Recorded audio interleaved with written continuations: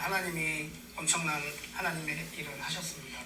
그래갖고 오늘 제가 이 자리에 쓴 것은 뭐 엄청난 몇 달을 걸쳐서 막 계획하고 준비하고 막 그래갖고 이 자리에 쓴 것이 아니라 하나님이 때에 하나님이 계획하심에 2주 만에 이렇게 결정이 됐고 또 일주일 만에 이렇게 다녔게 됐습니다.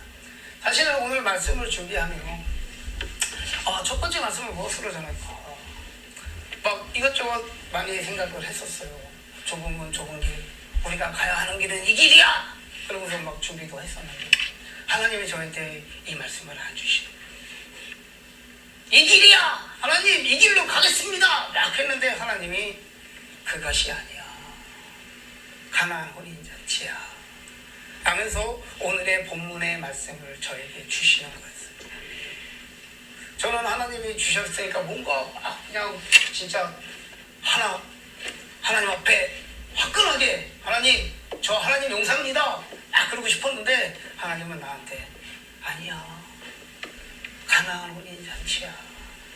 내가 세상에 드러난 첫 번째 이적을 행한 가나안 혼인잔치가 네가 전해야 할 복음이야 라고 말씀하시는 거예요. 그래서 성경을 보면서 하나님 앞에 이 복음을 가지고 여러분들과 함께 나누려고 준비를 하는 동안 하나님이 주신 마음을 여러분들과 함께 나누도록 하겠습니다. 여러분도 아시다시피 이 가나안 혼례 잔치는 구속자적 의미에서 굉장히 큰 의미가 있습니다. 예수 그리스도가 처음으로 이적을 행하신 것이에요.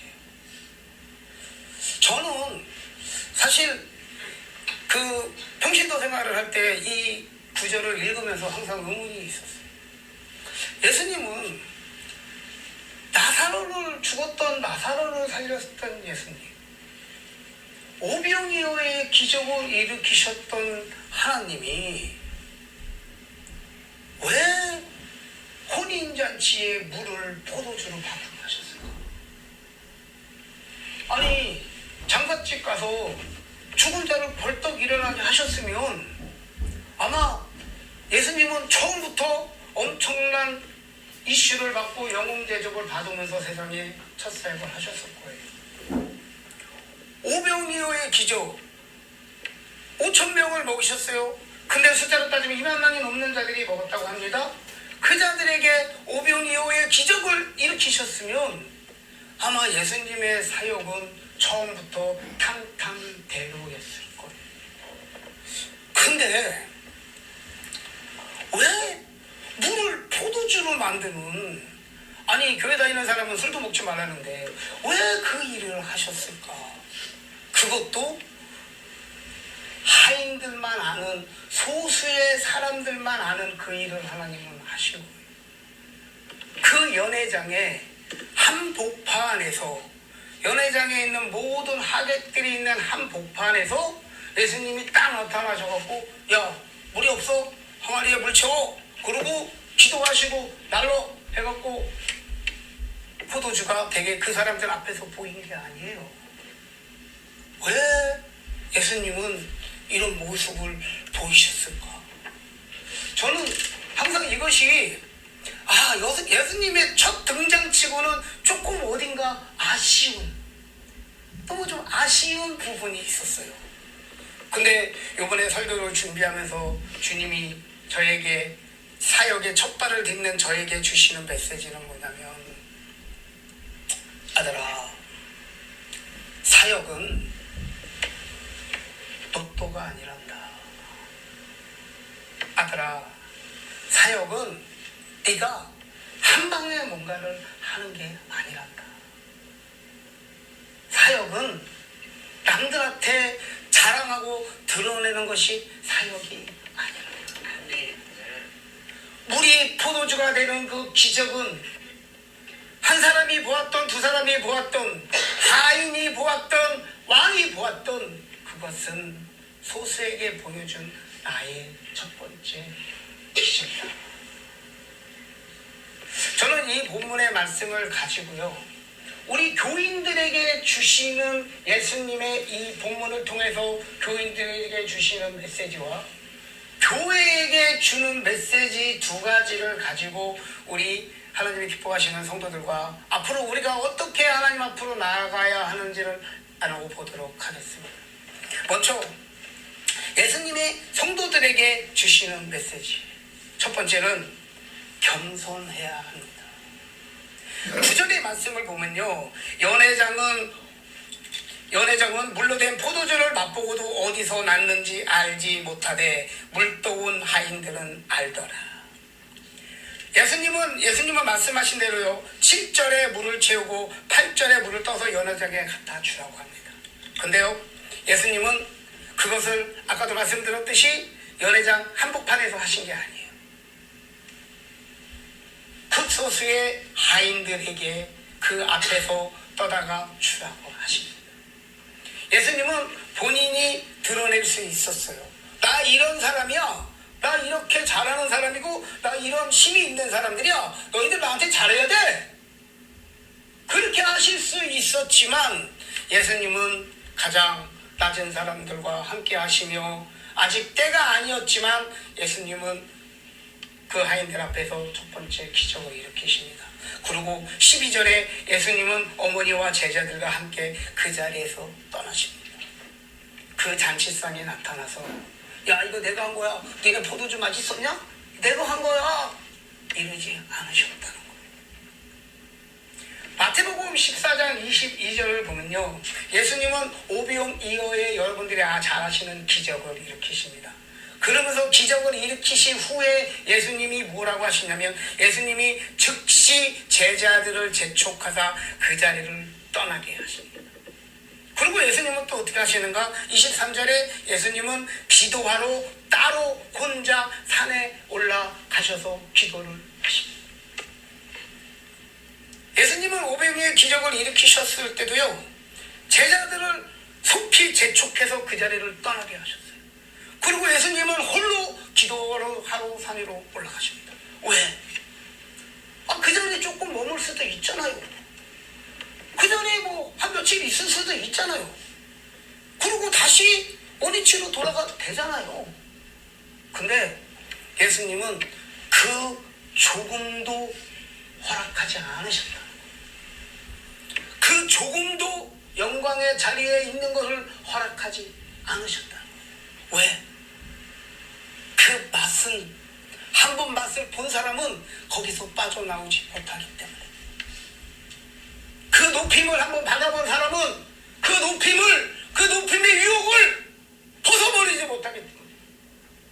예수님은 기적을 일으키셨지만 그 자리를 속히 떠나시고 드러내지 아니하셨던 겁니다. 우리 성도들이 예수님의 기적에 포인트를 잡으면 안 돼. 예수님의 그 겸손, 우리가 이제 하나님의 일을 할 겁니다. 나가서 복음을 전하겠지요. 안 믿는 자들에게 구제도 할 것이고 가난한 자들에게 구제도 할 것이요. 우리가 갖고 있는 것을 나눠도 줄 것이요. 선교사들에게 물질도 보내고 여러 가지를 하겠죠. 그것은요, 우리가 하는 것이 아닙니다. 우리가 드러나면 안 됩니다. 예수님이 그 자리를 즉시 피하였듯이 하나님이 우리를 통하여 하나님의 일을 하실 겁니다. 그때 우리는 어떤 자세로 가야 되는가? 우리는 그 영광의 자리에서 즉시 피하여 기도하는 자리로 들어가야 됩니다. 아멘. 그러면 우리는 죽지 않아요. 아멘. 그러면 우리는 변절하지 않을 수 있어요. 아멘. 많은 분들이 여기까지는 해, 나누고 전하고 칭찬받는 것까지, 그러고 나서 뭐예요? 그 대가를 원해. 칭찬받고 높아짐을 원해. 그러다 보니까 물들어. 그러다가 보니까 예수님이 하셨던 마지막을 놓치고 즉시 떠나고 기도의 자리로 돌아갔던 걸 놓쳤기 때문에 우리의 많은 믿음의 선배님들이 그 수많은 일들을 하시면서도 무너졌던 이유인 거예요. 두 번째, 예수님은 항상 깨워서 준비를 하셨습니다. 3절에 보면 포도주가 떨어진지라 예수의 어머니가 예수에게 이르되 저자들에게 포도주가 없다 하니 4절 예수께서 이르시되 여자여 나야 무슨 상관이 있나이까 내 때가 아직 이르지 아니하였나이다. 예수님은 아직 때가 아니었다고 분명히 어머니에게 말씀을 하십니다. 하지만 그 어머니가 부탁을 했을 때 예수님은 물이 포도주가 되는 기적을 일으키십니다.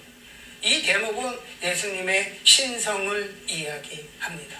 하지만 예수님이 우리들에게 주시는 말씀은 무엇이냐? 우리는 항상 깨어서 오늘이라도 주님이 어떤 사명을 주시면 그거를 감당하는 자들이 되어야 된다는 거예요. 나는 아직 교회 나온 지 얼마 안 됐어. 나는 아직 나이가 좀 어려. 나는 능력이 없어. 우리 교회는 이제 시작하는 교회야. 큰 교회들도 있어. 이것이 아니라는 거예요. 우리가 항상 준비되어 있으면 예수님은 준비된 자들을 통하여 하나님의 일을 하십니다. 그것은요, 교회가 크고 작고가 아니에요. 내가 교회의 장로고 집사고 평신도고 이게 아니에요. 예수님은 쓰시는 사람은 항상 준비되어 있는 자들, 예수님이 명령하셨을 때 예 하고 대답하고 나오는 자들이 예수님 앞에 쓰임받는 자들이에요. 여러분도 아시다시피 저 아직 신학교 졸업 안 했어요. 아직 신학교 졸업하기 때문에 목사도 아닙니다. 근데요, 다른 분들이 나를 보시기에는 되게 급하다. 목사가 그렇게 하고 싶어? 설교 그렇게 하고 싶어? 교회를 하고 싶어? 저 사람 욕심 되게 많네? 그렇게 이야기할 수 있어요. 세상의 눈으로 보는 사람들은 그렇게 할 수 있어요. 저 또한 하나님이 정확하게 메시지를 주시지 않으셨으면 나의 생각인가? 라고 고민할 때도 고민했을 수 있어요. 근데 지금이 내가 이 자리에 쓴 거는 하나님이 계획하신 하나님의 때이고 나는 그 때에 순종을 하고 나가는 거예요. 네.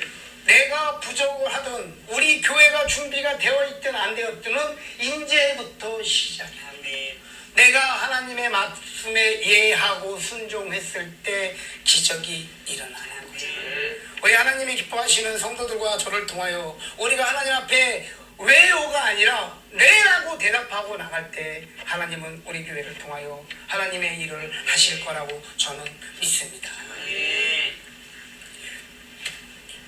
세 번째는요, 예수님은 순종을 하셨습니다. 그 어머니의 부탁에 때는 아니었지만 예수님은 순종을 하셨습니다. 사무엘상 16장 22절을 보면요, 순종이 제사보다 낫고 듣는 것이 숫 양의 기름보다 나으니 라고 합니다. 그리고 8절에 보면은 하인들 또한 예수님의 말씀에 이유를 달지 않고 또 순종으로 나갑니다. 우리가 많은 것을 이야기할 거예요. 앞으로 우리 이렇게 합시다, 이렇게 합시다, 전도합시다, 뭐 어디 가서 전도합시다, 구제합시다 막 이런저런 이야기를 많이 할 겁니다. 근데요, 말만 해서는 안 되는 거예요. 말만 하는 계획은 그거는 순종이 아니에요. 진짜 순종은 우리가 한 발 내딛었을 때 요단강이 갈라지는 거고, 우리가 한 발 더 디뎠을 때 홍해가 갈라지는 거고, 우리가 예수님 말씀에 순종하여 돌았을 때 여리고 성이 무너지는 거예요. 결국은 예수님이 우리들에게 말씀하시는 건 뭐냐면, 너희들이 나에게 순종할 수 있느냐? 너희들의 의를 버리고 너희들의 생각을 버리고 너희들의 경험을 버리고 내가 이거라고 하면, 내가 물을 채우라고 하면 거기 내 경험으로는 그거 안 돼요. 내 지식으로는 그거 안 돼요. 지금 포도주가 필요한데 왜 물을 채우라고 하십니까? 이것이 아니라 예수님이 명령하시면 그것이 나하고 맞지 않지만, 말도 안 되는 일인 것 같지만 내가 순종하였을 때 하나님은 기적을 일으키시는 거예요. 물이 포도주가 되는 거예요. 여러분들 오해하시면 안 돼요. 제가 앞으로 사역을 하면서 저한테 순종하라는 게 아니에요. 제가 확실히 말씀드리지만요, 목회자와 성도의 관계는 순종의 관계가 아니에요. 우리가 오직 순종해야 할 분은 예수 그리스도시에요. 우리는 믿음의 동역자예요. 같이 고민하고 같이 생각하고 같이 하나님의 일을 하는 우리는 동역자예요. 하나님이 묶어주신 동역자. 근데 하나님이 거기에서 또 세우셔서 말씀을 전하고 이분들을 끌고 나가는 그 하나의 달란트를 더 주신, 우리가 순종해야 할 분은 예수 그리스도라는 거 여러분들 잊지 않으시길 바랍니다. 순종을 가장 강조하는 데가 어딘지 아세요? 순종을 가장 강조하는 데가 이단이에요. 이단이 가장 순종을 강조해요. 그러다 보니까 거기에 있는 사람들은 그 목회자가 또 거기 단체에서 이야기하는 것을 순종하고 가야 하는 것이 그들의 사명이에요. 근데 그들의 끝은 어딘가요? 그들의 끝은 지옥인 거예요. 우리는 예를 들어서 제가 잘못된 진리를 가지고 선포를 하거나 제가 말도 안 되는 논리로 하나님의 이야기를 할 때 여러분들은 따끔하게 이야기를 해주셔야 돼요. 전사님 정신 차리십시오. 그거 아닙니다. 전사님 기도하신 겁니까? 기도하고 그런 결정 내리신 거예요? 저한테 이야기해 주셔야 돼요. 왜요? 이것이 여러분들도 살고 나도 사는 길인 거예요. 아멘.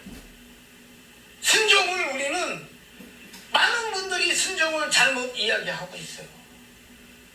내가 살고 너희들이 죽는 게 아니에요. 우리는 같이 살아야 하는 거야. 주님이 오시는 그날까지 같이 살아가야 하는 자들. 우리가 순종해야 할 분은 오직 예수 그리스도임을 여러분들 명심하시기 바랍니다. 아멘. 우리는 지금 세 가지의 그 예수님이 우리 성도들에게 주시는 마음을 받습니다. 겸손을 받습니다. 그리고 항상 깨어있는 걸 받습니다. 그리고 뭐예요? 순종을 받습니다. 그러면 이 혼인잔치를 통하여 우리 교회들에게는 하나님이 어떤 마음을 주고 계시는가? 우리는 이거를 혼인잔치를 통하여 교회에게 주시는 말씀을 한번 보도록 하겠습니다. 주님이 주시는 첫 번째는 교회는 잔치집이야. 교회는 잔치집이야. 예수 그리스도의 신랑 되신 예수 그리스도와 신부의 자격을 갖추고 있는 우리 성도들이 이 교회라는 곳에 모여서 이 예식장에 모여서 결혼식을 하는 거예요. 예수님과 만나서 하는 그 결혼식 얼마나 기쁘고, 여러분 결혼해 보신 분들은 알잖아요.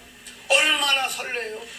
그 결혼식을 하기 위해서 많은 분들은 1년 전부터 준비하는 사람도 있고 몇 개월을 걸려서 준비하는 사람도 있어요. 그 결혼식은 잔치인 거예요. 잔치. 동네의 잔치인 거예요. 우리 시골에서 옛날에 결혼식을 할 때는요, 그 잔치가 그 지역을 넘어 이웃 마을까지 소문이 나요. 그 집안에서 음식을 하는 그 음식에 맛있는 음식 냄새는 온 마을을 덮어버리고 이웃마을까지 덮어버리고 어린아이부터 어른까지 모두가 흥겨워서 거기 와서 먹고 즐기고 그 가정을 축복을 해요. 결혼식. 그 혼인잔치의 소문이, 예수 그리스도의 복음의 소문이 우리 지역을 떠나 이웃을 떠나 열방까지 복음이 전파되어야 되는 거고요. 그 맛있는 그 냄새와 그 행복의 기쁨으로 이웃 많은 사람들에게 즐겁고 와서 같이 흥겹게 놀았던 것 같이 우리들의 이런 즐거움이 안 믿는 영혼들에게 복음이 전파되어야 되는 거고, 우리들의 교회의 모습을 보면서 그들이 하나님 전에 나와서 하나님을 믿는 역사가 일어나는 거예요. 아멘. 아멘. 아픈 자들, 가난한 자들, 배고픈 자들이 그날은 와갖고 마음껏 먹는 거예요. 그들도 함께 먹는 거예요. 결혼식 하는 사람들만 먹는 게 아니야. 없는 자들, 있는 자들 다 같이 모여서 함께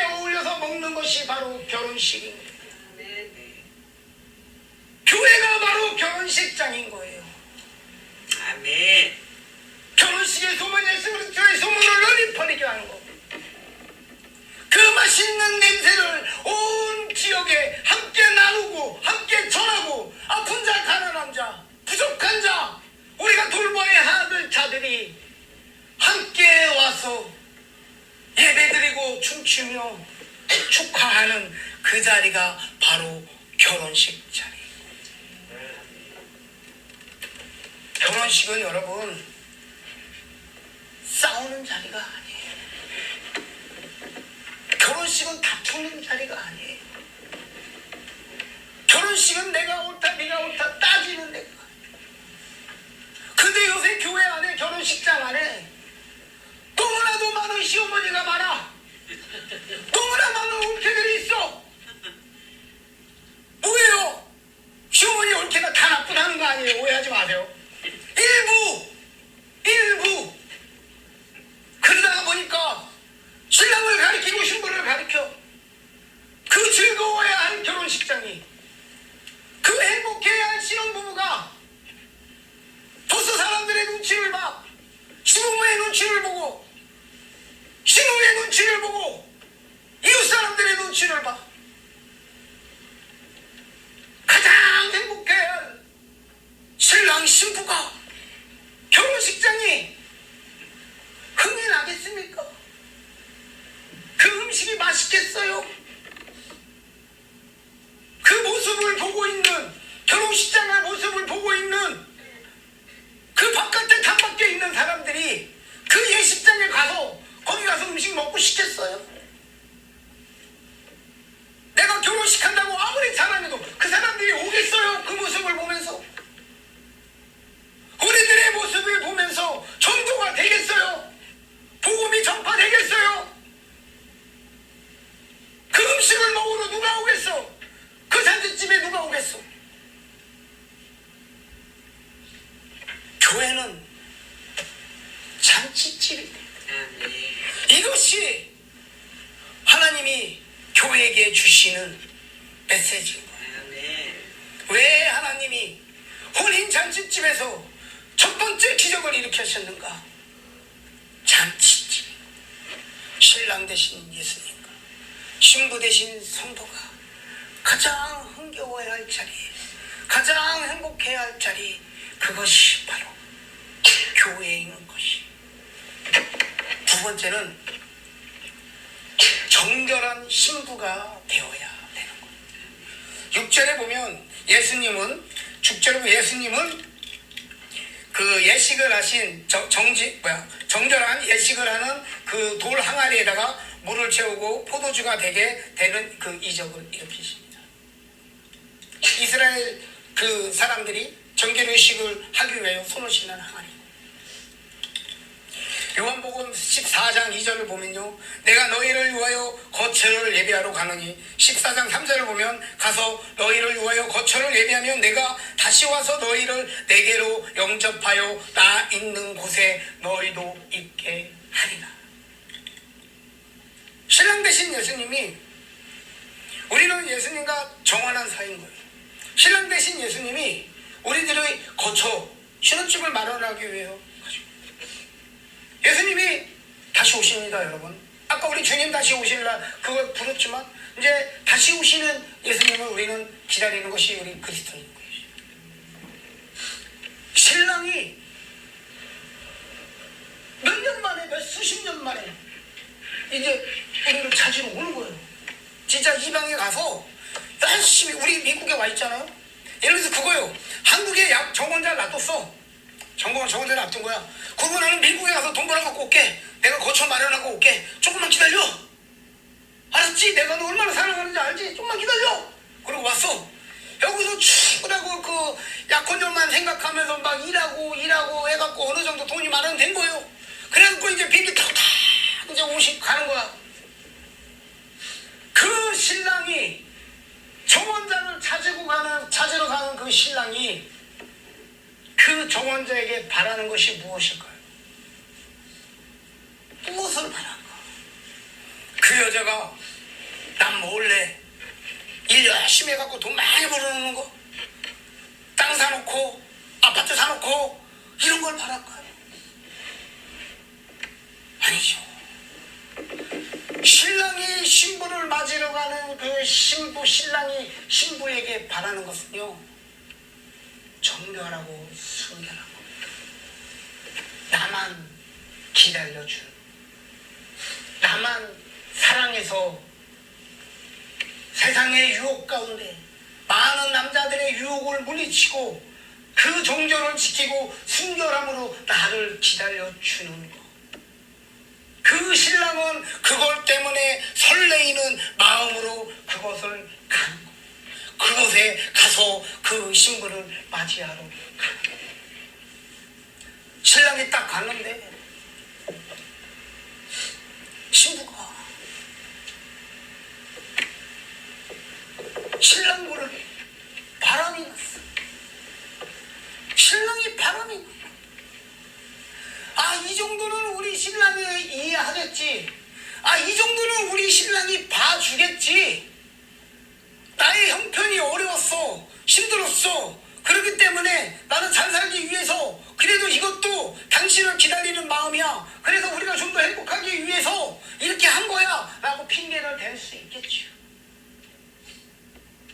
그러면서 신부가 바람이 났어. 요새 얼마나 바람난 교회들이 많은지 아세요, 여러분? 지금 뭐 교단은요, 지금 쪼개지기 직전이에요. 동성연애로 인정하느냐 인정하지 않느냐, 그 동성연애에 따라서 교파가 갈라지고 교회가 갈라지고 있어요. 교회 안에 수많은 교회가 종교다원주의 WCC에 가입되어 있어요. 그것을 보시는 예수 그리스도가 그래 나의 순결한 신부요, 그래 나의 순결하고 정결한 신부요 라고 할까요? 우리는 예수님이 이 정도는 이해할 거야, 이 정도는 하나님이 봐줄 거야, 내가 혼자 살기 얼마나 힘들었는데, 내가 그래도 우리 교회를 이렇게 크게 했는데, 내가 그래도 우리 교인들이 이 정도 많이 모이게 해놨는데, 예수님이 진짜 그거 원하시는 건가요? 신랑 대신 예수님이 신부에게 바라는 건 딱 한 가지. 여러분들 와이프한테 바라는 것이 무엇이에요? 여러분들 남편한테 바라는 것이 무엇이에요? 돈 많이 벌어다 주면서 바람피는 거예요? 예수님은 분명히 말씀하십니다. 정결한 신부가 되어라. 이것이 바로 예수님이 교회들에게 주신 두 번째 메시지입니다. 세 번째는 모든 영광과 찬양을 주님께 우리는 올려드려야 하는 것입니다. 11절 보면 예수께서 첫 표적을 갈릴리 가나에서 행하여 그의 영광을 나타내심에 제자들이 그를 믿느니라. 아까도 말씀드렸지만요, 예수님은요 그 영광을 나타나지 않으셨어요. 예수님은요 기적을 일으키셨지만 그 자리에서 떠나셨고 소수의 하인들에게만 나타나게 하셨어요. 또 오병이어 기우적 때도 마찬가지인 거예요. 우리는 아까도 말씀드렸지만 많은 교회가, 많은 믿는 자들이 주 예수 그리스도의 이름으로, 하나님의 이름으로 사역을 해요. 근데 결국은 뭐냐? 드러내는 것이 나의 영광인 거예요. 내가 높임을 받는 거고, 우리 교회가 어느 만큼 큰가, 내가 하나님 앞에 또 사람들 앞에 칭찬받고 또 사람들 앞에 인정받는 것을 많은 자들이 원해요. 나도 그런 인간이 될 수 있어요. 나도 여러분들에게 자신할 수 없어요. 나도 내가 빈틈을 조금 주면 사단이 그 빈틈을 어떻게 공격할지라도.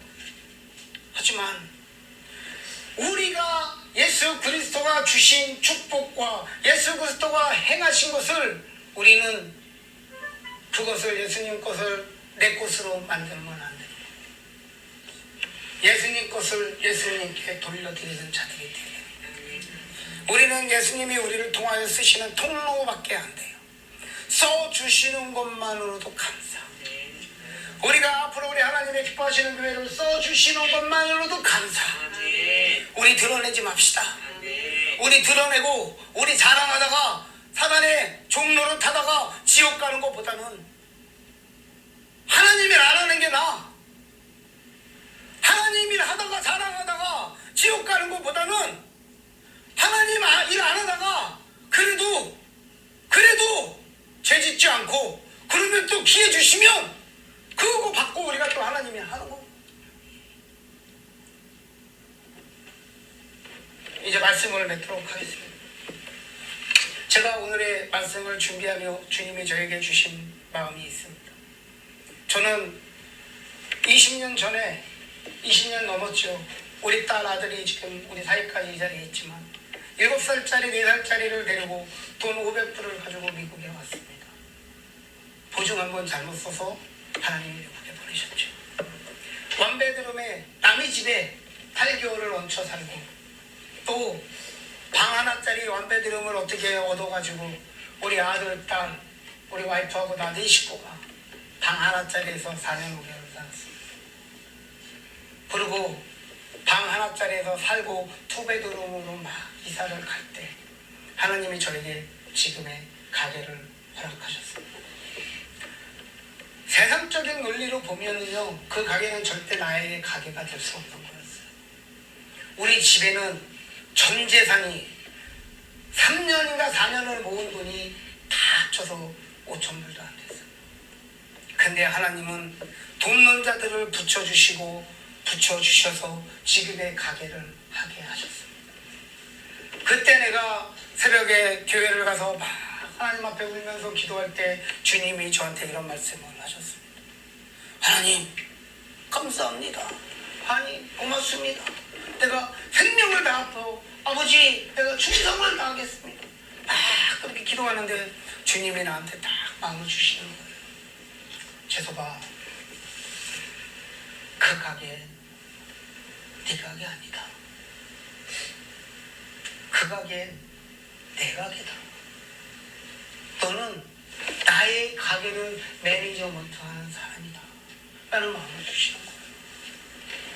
저는 그때 알았어요. 능력이 없지만 내가 그 가게에 진짜 하나님이 이것저것 해갖고 주셔가지고 내가 그 가게의 주인이 됐지만 그 가게의 주인은 예수님이었다는 거. 나는 그 가게를 운영하는 매니저였다는 거. 저는 그래서 그때부터 지금까지 그 가게를 한 번도 내 가게라고 생각해 본 적이 없어요. 그렇기 때문에 하나님이 주라 그러면 주는 거고 하나님이 나누라 그러면 나누는 거고 그러다가 보니까 우리 하나님이 우리 아이들을 자동으로 키워주시고 우리 집을 하나님이 자동으로 잘 되게 하셨어요. 지금의 우리들의 모습이 내 모습이 우리 아이들의 모습이 처음부터 이랬던 것이 아니에요. 그런 가정이 있습니다. 하나님이 이 하나님의 기뻐하시는 교회를 이곳에 우리 김성건 목사님의 말씀을 듣고 이곳에 딱 와갖고 딱 기도를 하는데 하나님이 주시는 말씀이 재소봐 20몇 년 전에 22년 전에 있었던 그 메시지의 기억을 딱 떠올리게 하시면서 이 교회 네 교회 아니야. 너 알지? 이 교회 내 교회야. 너는 여기서 가게 운영한 것 같이 최선을 다해서 매니저먼트 해라. 죽도록 매니저먼트 해라. 내가 그러면 너와 함께한다. 사람 바라보지 마라. 하나님이 일어날 때 사람 바라보지 마라. 너 돈 꿔준 사람들 바라보지 마라.